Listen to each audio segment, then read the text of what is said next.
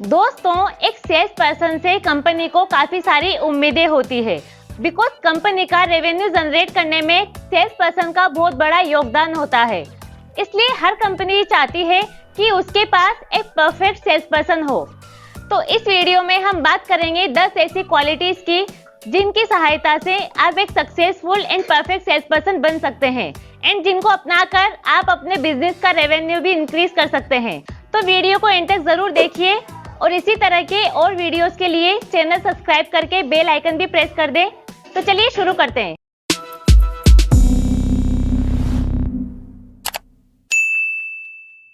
Hello friends, मैं हूँ गरिमा। स्वागत करती हूँ आपका हमारे यूट्यूब चैनल धीरू टॉक्स पर। एक सेल्स पर्सन की सबसे बड़ी ताकत यही होती है कि उसके अंदर पैशन हो।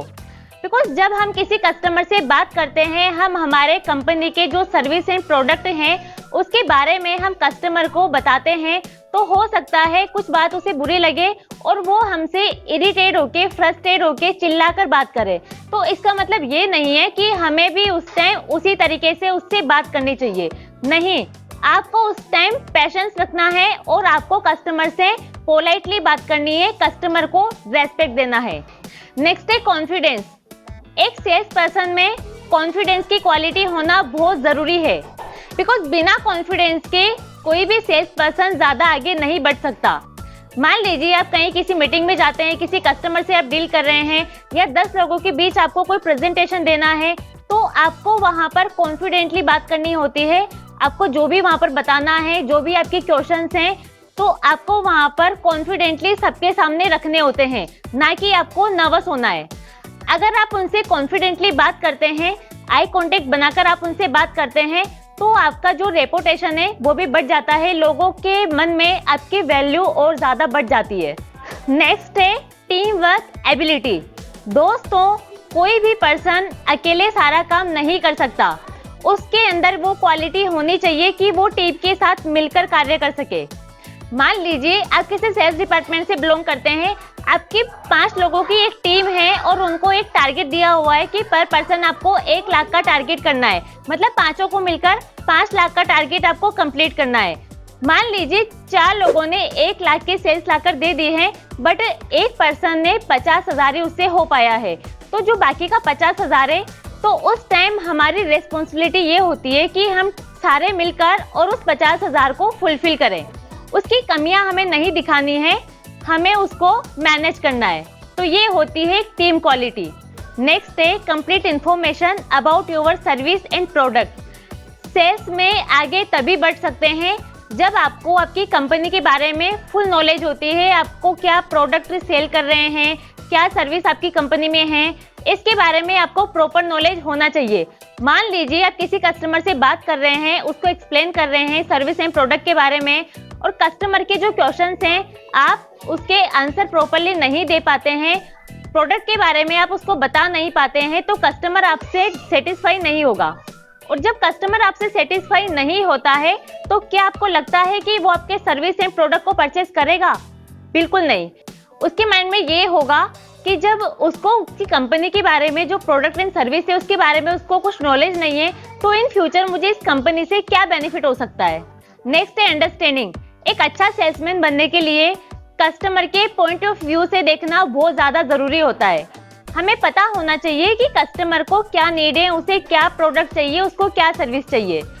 क्योंकि कई बार ऐसा होता है कि कस्टमर को चाहिए कुछ और होता है और हम जबरदस्ती उसे कुछ और दे रहे होते हैं।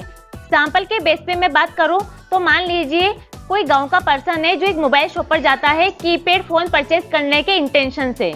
वो वहां पर जाके बोलता है कि मुझे एक सस्ता फोन चाहिए बात करने के लिए, और सामने वाला उसको जबरदस्ती एंड्रॉइड फोन की फीचर समझाता है और वो उसको प्रेजेंट करता है। तो क्या वो कस्टमर एंड्रॉइड फोन परचेज करेगा?